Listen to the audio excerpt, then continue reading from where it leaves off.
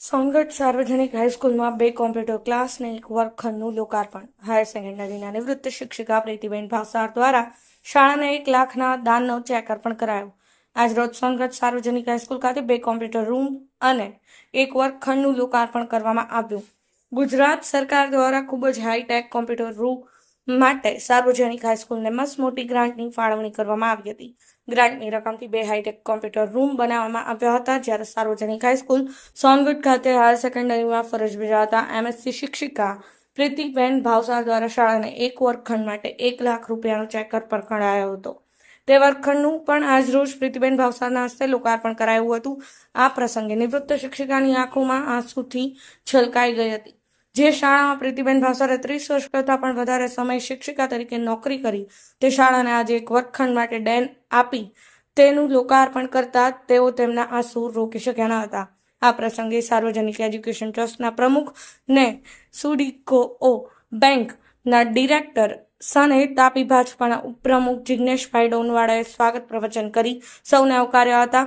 કાર્યક્રમમાં સાર્વજનિક club education ટ્રસ્ટના મંત્રી ને સોનગઢ નગરપાલિકાના માજી પ્રમુખ ચિંતન દેસાઈ, ટ્રસ્ટના સહમંત્રી ને સોનગઢ નગર ભાજપા પ્રમુખ હેતલ મહેતા, સાર્વજનિક હાઈસ્કૂલના આચાર્ય આશીષભાઈ, સાર્વજનિક એજ્યુકેશન ટ્રસ્ટના સભ્ય નિખિલ શેઠ, નગર ભાજપાના મહામંત્રી સર્વરાજભાઈ ભાવસાર, મિતુલ ગામિત, પાલિકાના માજી સભ્યો, નિવૃત્ત શિક્ષકગણ, નિવૃત્ત કર્મચારીઓ, શાળામાં અભ્યાસ કરી ગયેલા વિદ્યાર્થીઓ ખૂબ જ મોટી સંખ્યામાં હાજર રહ્યા હતા.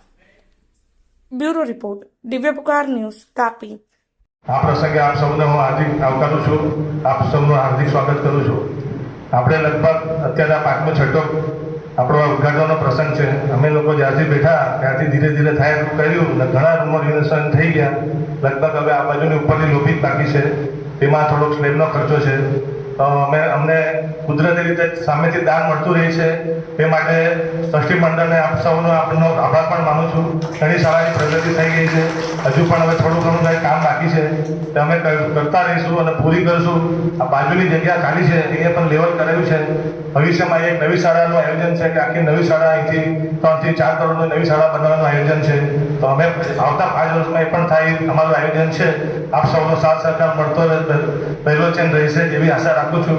અને આ પ્રસંગે આપ સૌનું ફરીથી ખૂબ ખૂબ સ્વાગત કરું છું. અને પ્રીતિબેન ભાવસાર એ તો ના પાડતા હતા કે મારી તબિયત ન સારી રહે, મારથી નહીં આવે, વડોદરા રહે છે. તો પણ અમે એમને કીધું કે બેન તમે આવો. 15 વર્ષ પછી અહીંયા આવ્યા છે આજે સ્કૂલમાં રિટાયર થયા પછી. તો એમને પણ ઘણી ખુશી થઈ છે. ખૂબ જ બેન ખુશ થઈ ગયા છે. તો એમને પણ ફરીથી ખૂબ ખૂબ આભાર માનું છું. મારી વાત પૂરી કરું છું. જય હિન્દ, જય ભારત. આભાર તો માનવું હોય તો આ શાળાના સંચાલક શ્રીનો માનવાનો છે અને સાથે સાથે શાળાના આચાર્યશ્રી હું અંતઃપૂર્વક હૃદયપૂર્વક આભાર માનું છું. કારણ કે મને તમને મળવાની એટલી બધી ઉત્કંઠ ઈચ્છા હતી. મને એમ થાય કે ક્યારે હું મારી સ્કૂલમાં જાઉં અને મને બધાને મળું અને મને એમ થાય કે મને મારાથી શબ્દોની ઓછા પડે છે. આ મારે જે તમને મળ્યાનો આનંદ, ખુશી, સાથે સાથે સાથે મારા જે હસબન્ડ હતા એમને પણ આપાત આવવાની બહુ જ ઈચ્છા હતી. કારણ કે જીવનના આખી જિંદગી અમે કહીએ તો આ બાજુના વિસ્તારમાં જ નીકળી છે. મારી કર્મનો કે પછી એને કોઈ બી જાતની ભૂમિ ગણો, પોતાના દિલની ભૂમિ ગણો, તો એને અમે પોતાનું ગણી અને એવી ભાવના સાથે રહેલા છે. અને એ વ્યક્ત કરી શબ્દોમાં મારા માટે બહુ અઘરી છે એમ તો ચાલે.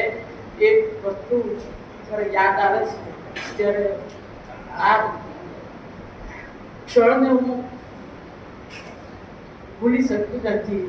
અને મને આ જ્યાં સુખદ સંભાળનું જીવન આપ્યું છે ભાઈ શ્રી જિગ્નેશભાઈ, એટલે શાળાના સંચાલક સર્વ બધા આચાર્યશ્રી, એ બધાનો મારો વિશેષ ખૂબ ખૂબ આભાર માનું છું.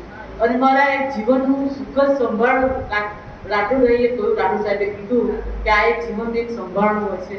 એવું ખરેખર મને પણ લાગે છે કે આ એક જીવનનું સંભાળનું છે, સુખદ સંભાળનું છે. અને એ મને પ્રાપ્ત થયું છે મારા નસીબે. એ જાણી ખૂબ આનંદ થયો છે. ખૂબ જ મને સારું લાગ્યું છે. ખૂબ જ બધા પ્રત્યે પ્રેમ ભાવ વર્તું અને સૌ ઈશ્વર આપ સૌને પણ તે કંઈક કરી ચૂકવાની ભાવના રાખો આપ સૌ એવું પ્રભુ પાસે પ્રાર્થના કરું છું.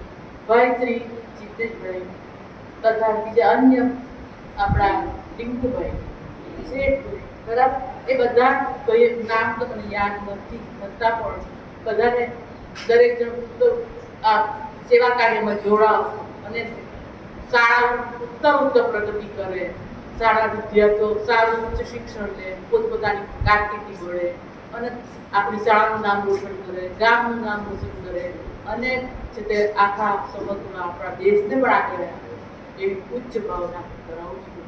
અને સૌ મિત્રો આ રીતે સુખ સંપત્તિ સમાન સમૃદ્ધિથી જીવે અને જીવનના સોપાન કરે એટલું